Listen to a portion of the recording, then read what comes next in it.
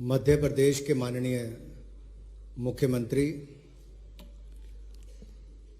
लाखों दिलों की धड़कन और जिनको मामा के नाम से मैं देख रहा था जब चल रहे थे तो सब मामा मामा मामा मामा कर रहे थे। ऐसे आदरणीय बड़े भाई शिवराज सिंह चौहान जी,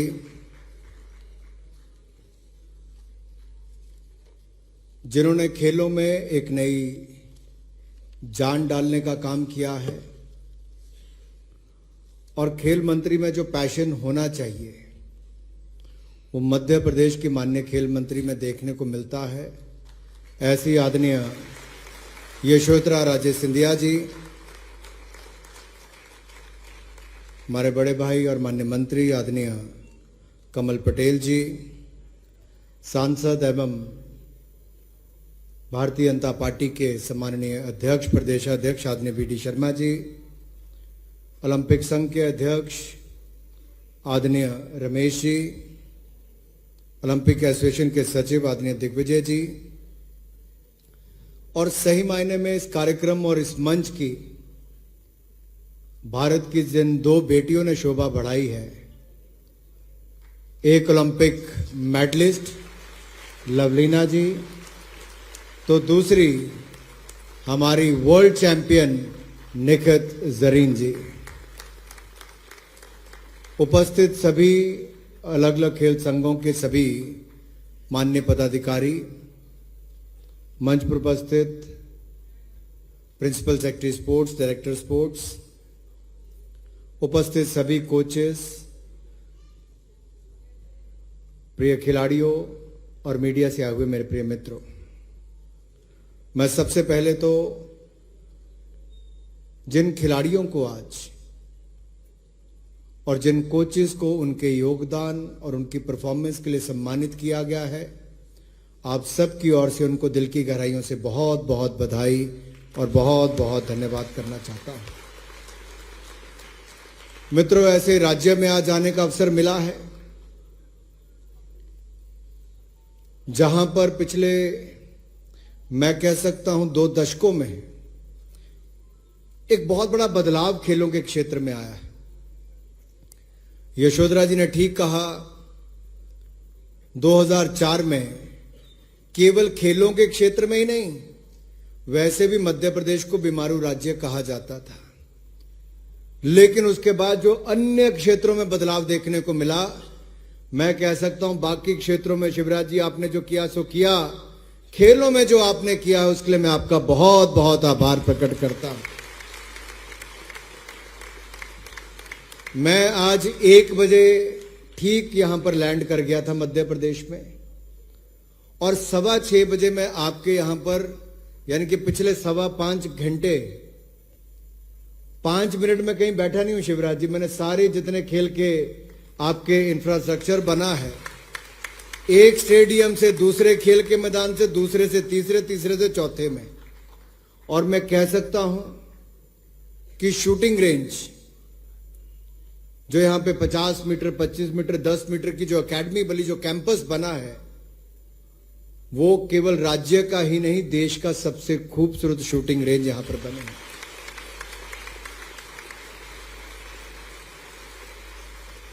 एक्वेस्टेरियन, जिसको घुड़सवारी आप कह लीजिए, घोड़ों से जुड़ा हुआ खेल, बहुत कम राज्यों में, बहुत कम एसोसिएशन देखने को मिलती हैं, लेकिन 30 एकड़ का एक पूरा कैंपस बढ़िया नस्ल के घोड़ों के साथ शुरू करना, और वहां पे अभी कल परसों शायद आपका एक चैंपियनशिप खत्म हुई, वहां पे भी सारे मेडलिस्ट देखने को मिले।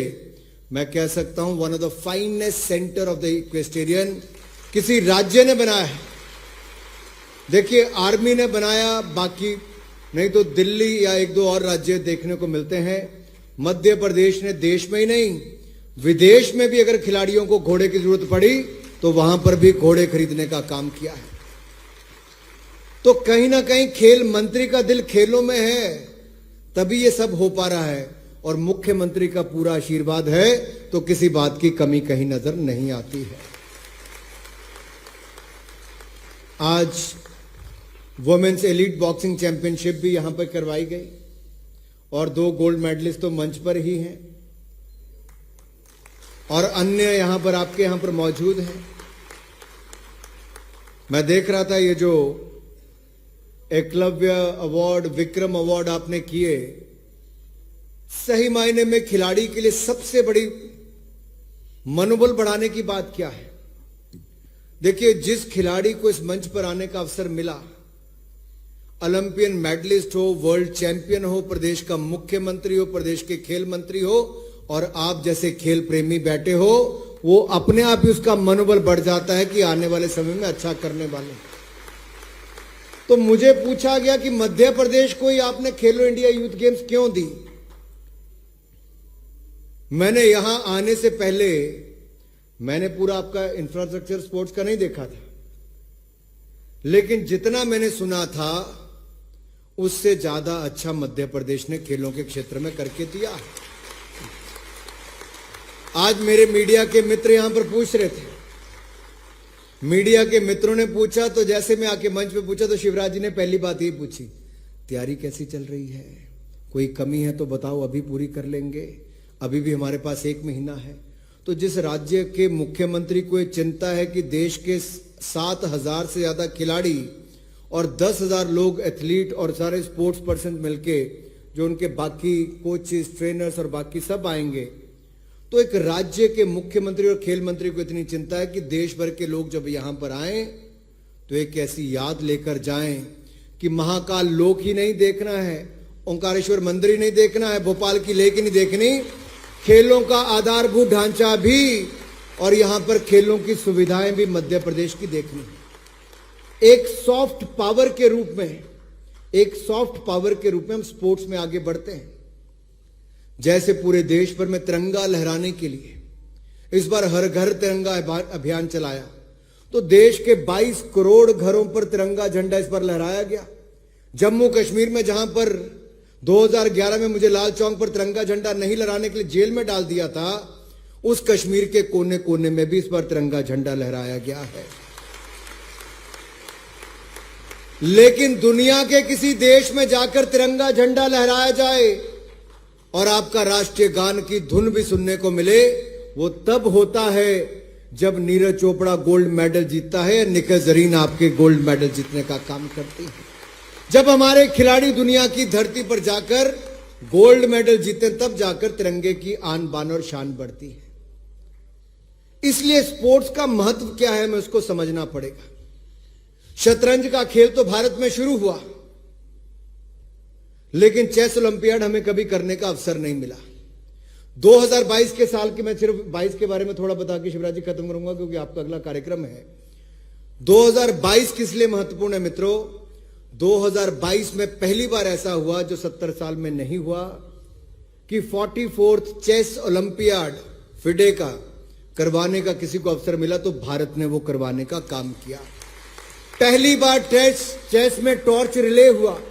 टॉर्च रिले पूरे देश भर में घूमा। मोदी जी ने, प्रधानमंत्री मोदी जी ने उसको लॉन्च किया और चेस के इंटरनेशनल प्रेसिडेंट ने कहा आज तक कभी टॉर्च रिले नहीं हुआ था, ये भारत से शुरू हुआ और दुनिया में कहीं भी टूर्नामेंट होगा तो टॉर्च रिले भारत से ही शुरू होगा। ये पहली बार किसी खेल में करने का अवसर हुआ। मेरे खिलाड़ी भाई और बहन सामने बैठे हैं। 2015 के बाद 7 साल से नेशनल गेम्स नहीं हुए थे। हमने निर्णय लिया कि हम इस बार करवाएंगे क्योंकि ओलंपिक एसोसिएशन का काम था, रमेश जी जानते हैं, रमेश जी उधर बैठे, कि ये ओलंपिक संघ का काम है, भारत सरकार का काम नहीं था, लेकिन हमने कहा करवाना पड़ेगा। मात्र 3 महीनों के अंदर 36वां नेशनल गेम, 36 गेम्स का रिकॉर्ड समय में और बहुत शानदार करवाया, तो गुजरात के राज्य में हमने करवाने का काम किया। शिवराज जी, आप तो कोई भी बेटी आई, आपने हर बेटी के सिर पे हाथ रख के कहा खुश रहो बेटी, बधाई हो बेटी। कन्या पूजन के साथ आपने इस कार्यक्रम की शुरुआत की और मैं तो ये कहना चाहता हूं कि खेलो इंडिया यूथ गेम जब इस बार हरियाणा में हुए तो 12 नेशनल रिकॉर्ड टूटे, उसमें से 11 बेटियों ने तोड़ने का काम किया है। वैसे पहली बार किसी मंच पे देख रहा हूं, एक नहीं 4-4 महिलाएं मौजूद हैं।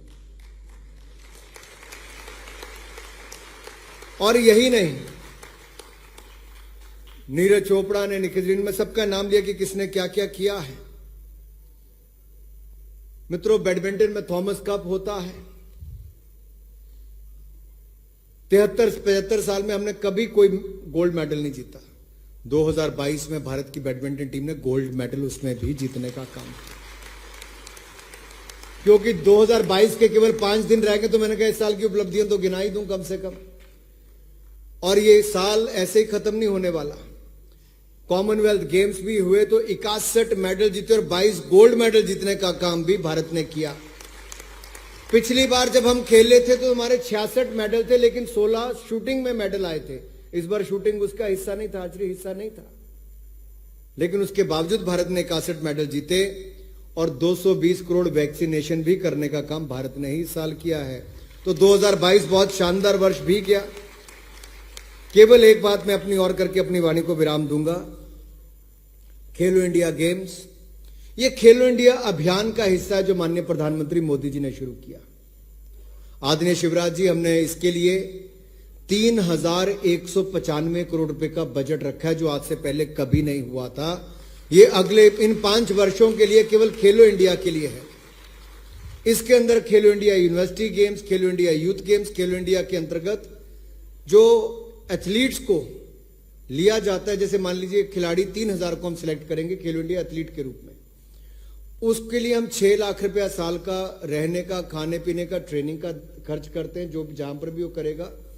और 1,20,000 रुपये उनको जेब खर्च देने का काम हम लोग अलग से करते हैं, ताकि उनके परिवार के ऊपर कोई बोझ ना आए। ये सारा भारत सरकार इन 3000 खिलाड़ियों के लिए अलग से करती है। फिर target Olympic podium scheme, tops के अंतर्गत निखित, लवलीना, ऐसे बहुत सारे खिलाड़ी हैं जो एथलीट के रूप में आते हैं, कुछ डेवलपमेंट के रूप एथलीट के रूप में आते हैं। इनका रहने का, खाने का, ट्रेनिंग का सारा खर्चा देश और विदेश का पूरे साल का भारत सरकार उठाती है। और 6 लाख रुपया जेब खर्च भी खिलाड़ियों को साल का भारत सरकार देती है, ताकि किसी के परिवार के ऊपर कोई खर्चा ना आए। हम देश भर में 1000 खेलो इंडिया सेंटर खोलने जा रहे हैं, ताकि जो पुराने खिलाड़ी हैं उनको आय के साधन भी मिल जाए, वो और ट्रेनिंग भी करवा सके। सेंटर शुरू करने के लिए 5 लाख मिलता है और रनिंग के लिए हर साल 5 लाख अलग से मिलता है, तो हर के रोजगार का अवसर भी मिल जाता है। और 1000 सेंटर में से 750 को मंजूरी दे दी है। 15 अगस्त 2023 से पहले पहले 1000 सेंटर पूरे कर लिए जाएंगे। बहुत सारी बातें भारत सरकार की करने की है, लेकिन मैं उस दिशा में नहीं जाऊंगा, नहीं तो बहुत लंबा हो जाएगा। मैं केवल इतना ही कहूंगा, यशोधरा जी, ये जो पैशन आपके अंदर खेलों को लेकर है,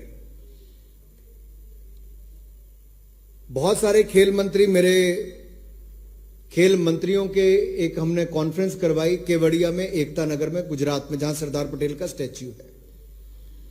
शायद ही देश का कोई खेल मंत्री सुबह से लेकर रात की मीटिंग तक लगातार बैठा हो। 2 दिन, वो 2 दिन मीटिंग चली। ये ताली किसके लिए बजाई? मैंने तो कहा शायद ही कोई खेल मंत्री पूरा दिन बैठा हो, तो आपने ताली कैसे बजा दी? कौन खेल मंत्री बैठा होगा पूरा दिन?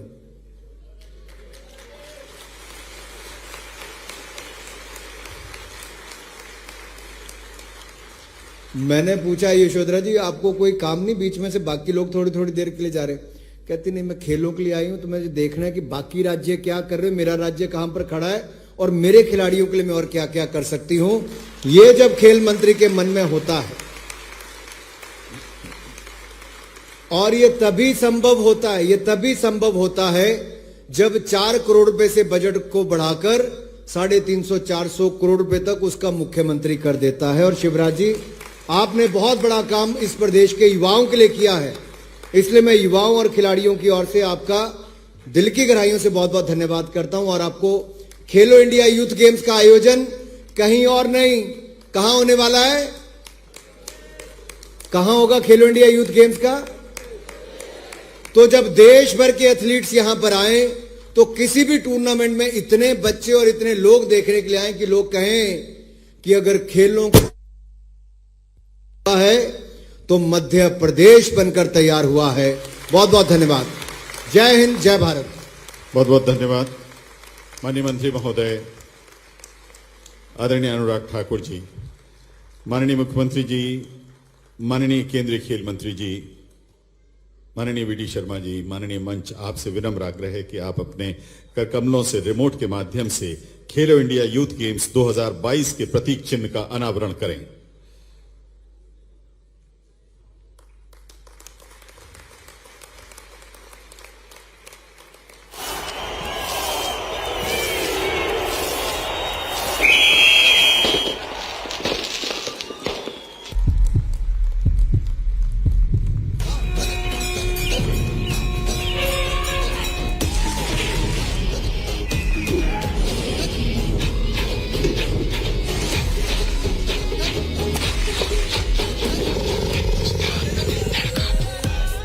खेलो इंडिया, हिंदुस्तान के दिल मध्य प्रदेश में खेलो।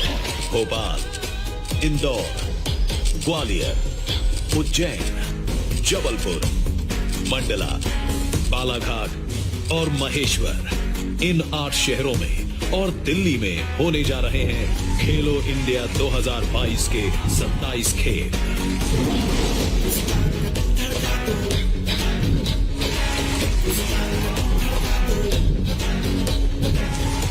36 राज्यों और केंद्र शासित प्रदेशों से 6000 से ज्यादा खिलाड़ी आएंगे, खेलेंगे और नया इतिहास रचेंगे। खेलने वाले भी, देखने वाले भी, जोश जगाने वाले भी, जज्बा बढ़ाने वाले भी, आओ और